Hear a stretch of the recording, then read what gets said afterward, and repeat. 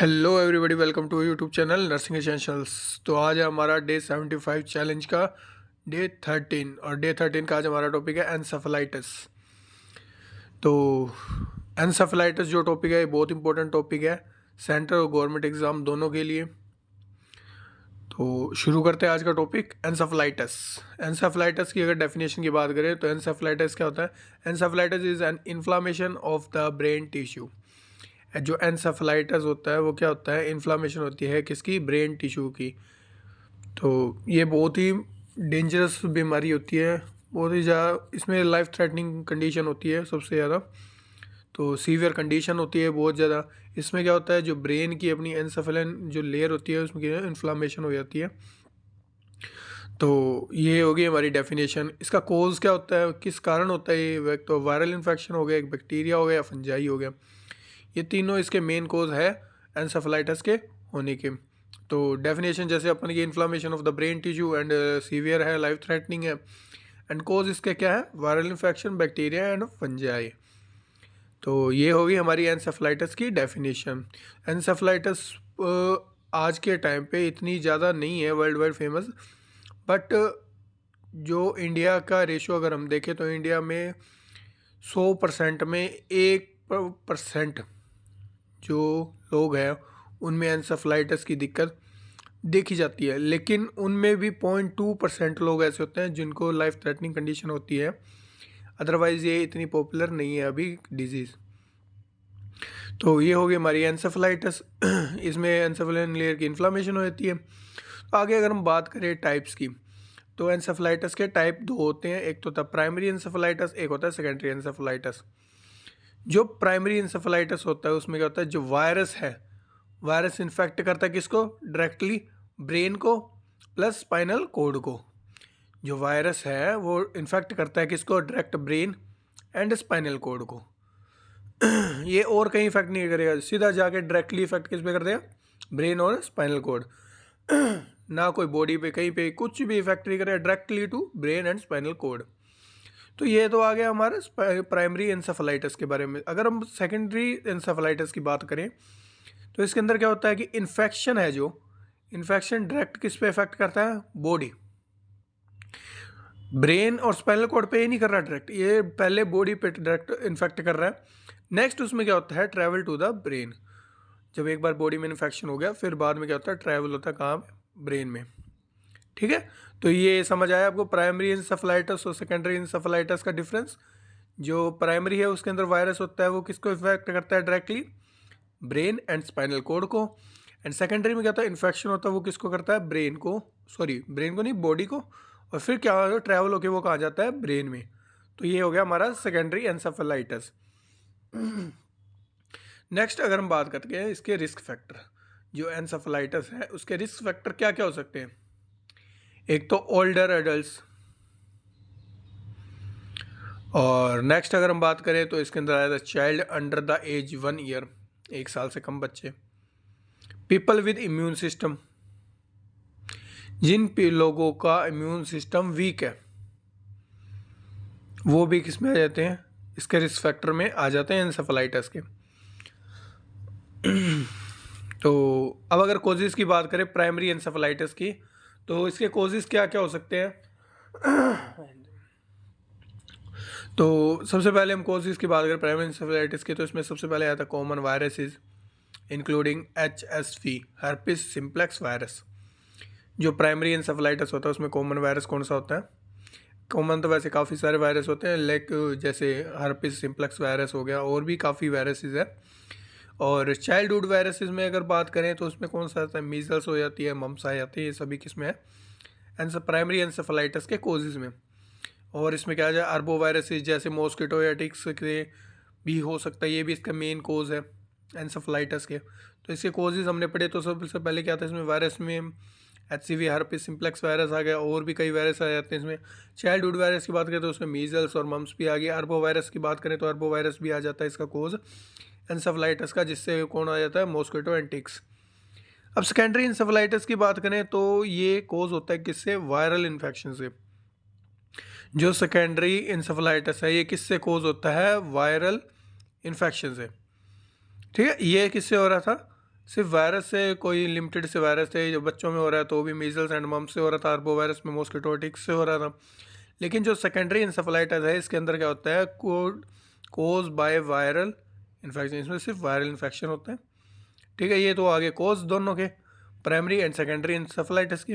Next अगर हम बात करें clinical manifestation, sign and symptom encephalitis के, अगर हम साइन एंड सिम्टम की बात करें तो सबसे पहले कौन सा आ जाता है, फीवर।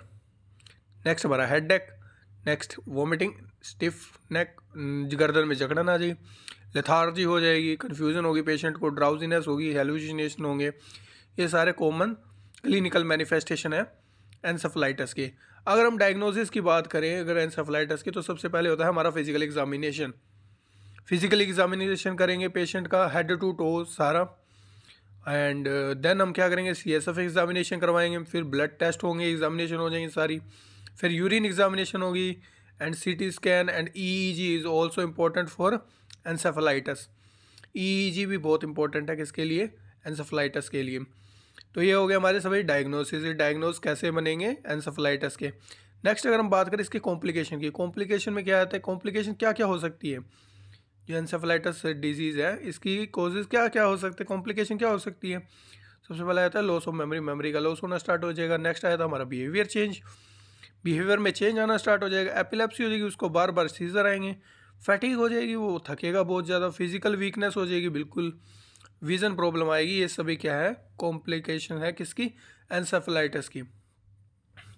तो ये हमारी हो गई सारी कॉम्प्लिकेशन इसकी एंसेफेलाइटिस की। नेक्स्ट अगर हम बात करें तो मैनेजमेंट इसकी, जो एंसेफेलाइटिस होता है उसकी मैनेजमेंट अगर हम देखें तो मैनेजमेंट इसकी दो तरह की होती है। तो मेडिकल मैनेजमेंट होती है जो इसकी दो तरह की होती है। सबसे पहले आगे फार्माकोलॉजिकल, नेक्स्ट आ जाती है हमारी नॉन फार्माकोलॉजिकल। तो मेडिकल मैनेजमेंट में फार्माकोलॉजिकल की अगर हम बात करें तो फार्माकोलॉजिकल अंदर वो आ जाती है जो ड्रग्स हम प्रोवाइड करते हैं पेशेंट को। तो उसमें सबसे पहले कौन सी ड्रग्स आ जाती है, एंटी इन्फ्लामेटरी ड्रग्स और एंटी पायरेटिक्स। एंटी इन्फ्लामेटरी और एंटी पायरेटिक्स दोनों किस में आ जाती है, मैनेजमेंट में। किसकी, फार्माकोलॉजिकल मैनेजमेंट है किसकी, एंसेफेलाइटिस की। उसके एग्जांपल क्या थे, बुप्रोफिन एंड नेक्साप्रोन सोडियम। ठीक है, तो अब नेक्स्ट अगर हम बात करें टैबलेट की, ये तो इन्फ्लामेटरी एंड एंटीपायरेटिक्स हो गए। एक इसमें एंटी वायरल ड्रग्स का भी यूज़ होता है, जिसमें कौन सी आते हैं, एसाइक्लोवीर एंड गैनक्लोवीर। मैनिटोल और ग्लिसरोल भी इसके अंदर यूज़ की जाती है एंसेफेलाइटिस में, क्योंकि मैनिटोल हो जो होती है वो क्या करती है, रिड्यूस करती है इंट्राक्रेनियल प्रेशर।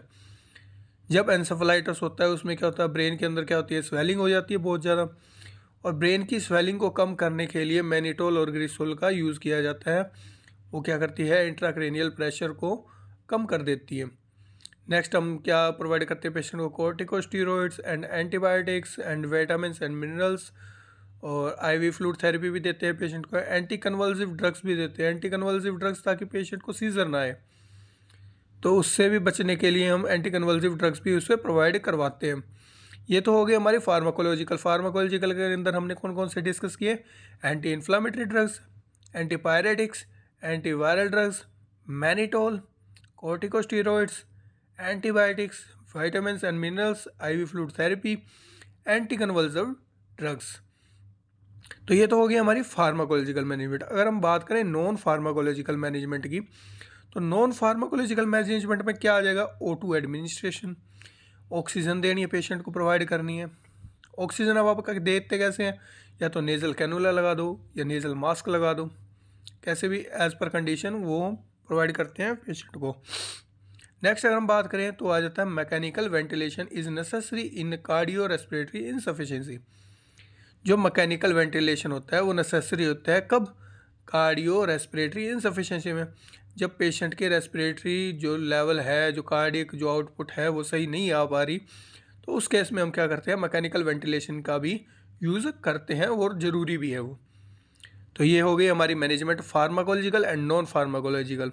अब एंसेफेलाइटिस से बचा कैसे जा सकता है उसकी प्रिवेंशन देखते हैं हम। एंसेफेलाइटिस से बचने के लिए हमें क्या करना चाहिए, प्रैक्टिस गुड हाइजीन। एक तो अपना हाइजीन मेंटेन करने के रखना है, अच्छा हाइजीन रखना है।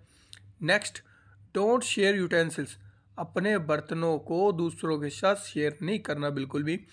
ये लोगों को नहीं पता होता है, ये बहुत ही इम्पोर्टेंट है। डोंट शेयर यूटेंसिल्स, अपने बर्तनों को किसी के साथ शेयर नहीं करना। गेट वैक्सीनेटेड, अपना वैक्सीनेशन कंप्लीट करवाएं। और नेक्स्ट अगर देखें prevention from mosquito and ticks, ये अभी बहुत ज़्यादा सिस्टम वर्ल्ड वाइड चल रहा है।